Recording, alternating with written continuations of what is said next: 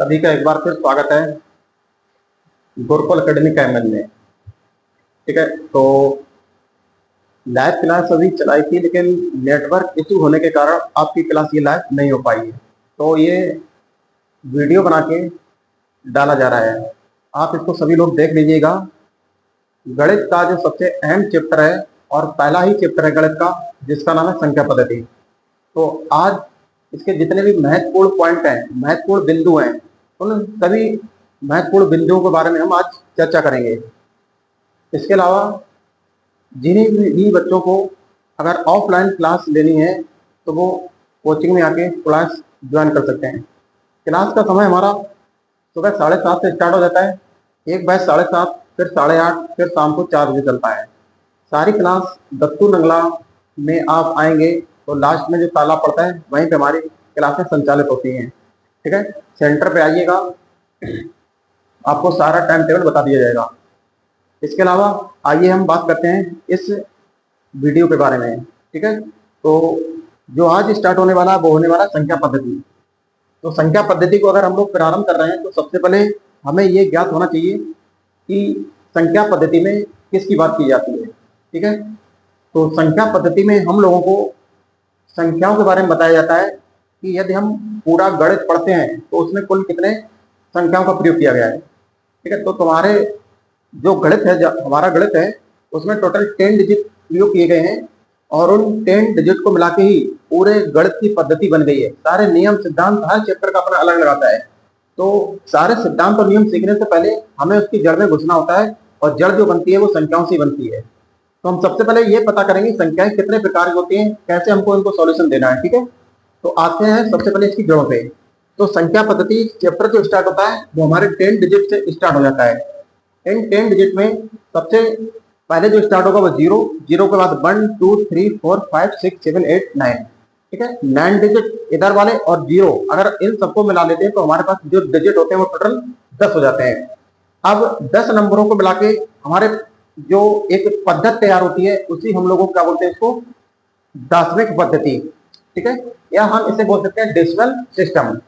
अब 10 नंबर आपके जो लिए गए हैं उन 10 नंबर से ही क्वेश्चन पूछ लेता है।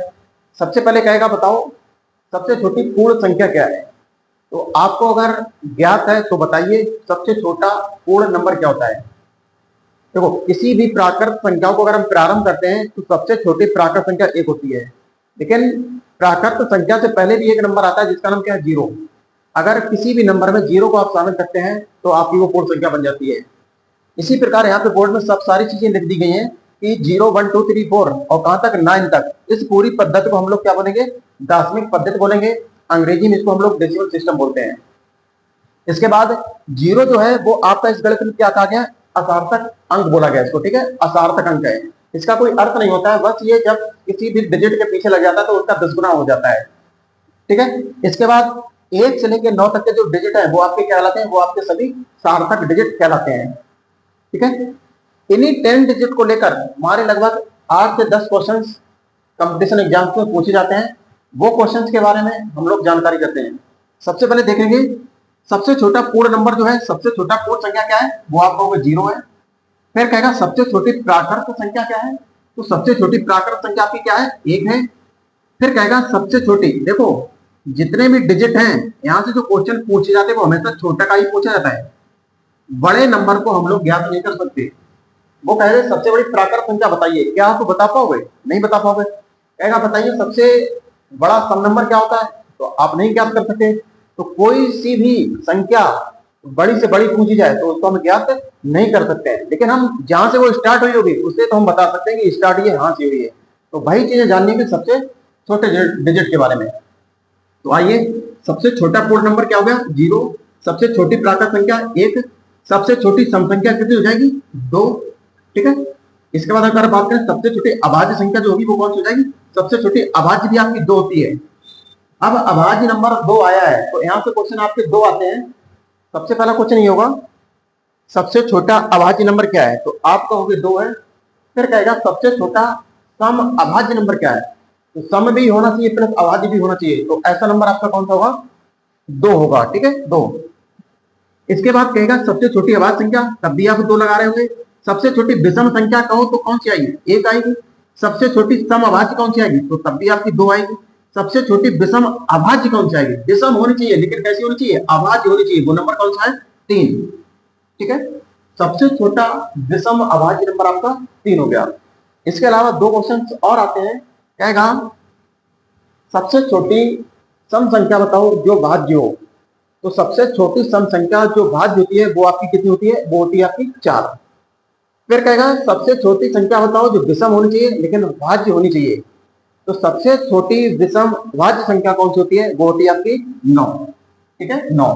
तो आपके दो क्वेश्चन आते हैं। सबसे छोटी विषम अभाज्य, आंसर लगाओगे 9। अभाज्य नहीं, सबसे छोटी विषम भाज्य संख्या। फिर कहेगा सबसे छोटी समभाज्य, सम ये लिखा हुआ, ठीक है, समभाज्य। तो समभाज्य जो होती है वो कौन सी होती है? आपकी 4। इत्यादि प्रकार के क्वेश्चन आपके कंपटीशन में 1 नंबर का पूछ दिया जाता है। तो शुरुआत के जो भी क्वेश्चन हैं, जो भी डिजिट हैं, उनके क्वेश्चन हैं वो आपको याद होने चाहिए। अब हम लोग थोड़ा आगे बढ़ते हैं, देखते हैं और किस किस प्रकार के क्वेश्चन आते हैं।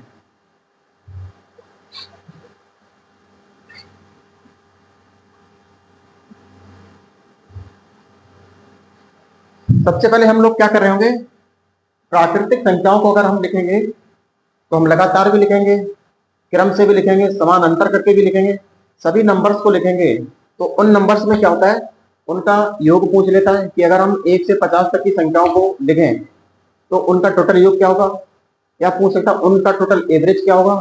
ठीक है, या हम कहें कि 2 है, 4 है, 6 है और ऐसे करके हम लिखते चले 100 तक, तो कहेगा कुल पदों की संख्या क्या होगी। तो अगर आपको टोटल योग निकालना हो, टोटल आपको पदों की संख्या निकालना हो और आपको एवरेज निकालना हो, तो इसके लिए हम लोग एक फार्मूला यूज करेंगे, जिस फार्मूले का नाम क्या है? रामबाण। ठीक है, तो कोचिंग के द्वारा इसका नाम दिया गया है रामबाण फार्मूला। आइए देखते हैं रामबाण फार्मूला क्या है। सबसे पहले हमने यहाँ पे कहा है, जिसे लिख दिया 5, 10, 15, 20, 25, ऐसे करके हम लोग लिख के चले जा रहे हैं और हमने यहाँ पे लिख दिया कहां तक? 200 तक। ठीक है, 200 तक लिख दिया, 5 से 200 तक। अब आपसे उसने क्वेश्चन बोल दिया है, बताइए 5 से अगर 200 तक हम पदों को लिखें तो कुल कितने पद बनेंगे? कुल पदों की संख्या क्या हो जाएगी? पहला क्वेश्चन आ गया। क्वेश्चन नंबर दूसरा बोल सकता है कि इन सभी पदों का औसत कितना होगा। ठीक है, तीसरा क्वेश्चन आपसे कह सकता है कि बताइए इन सभी पदों का योग क्या होगा। इन सभी पदों का योग क्या हुआ? इत्यादि प्रकार के आपके पास क्वेश्चन हो सकता है। अब सबसे पहले हम बात करें कुल पदों की संख्या क्या होगी। तो इन क्वेश्चन के अगर आपको आंसर जाने हैं तो एक फार्मूला हम लिखेंगे, उस फार्मूले का नाम हम दे देंगे रामबाण। ठीक है, हम लिख रहे हो यहाँ पे योग बटे 2, यहां लिख रहे होंगे अंतर बटे सर्वांतर, और इसमें प्लस कर रहे होंगे 1।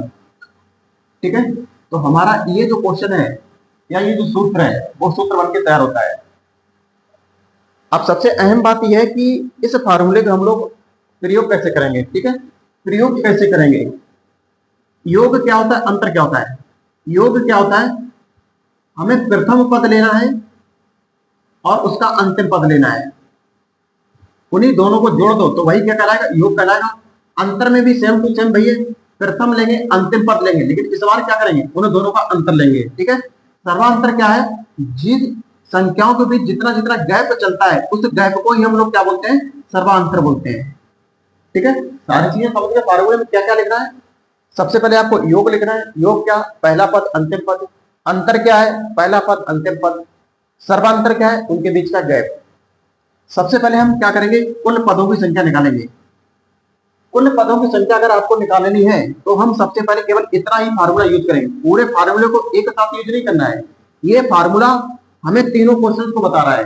अगर आप केवल इतना यूज करते हो योग बटे 2 तो आपका आता है औसत।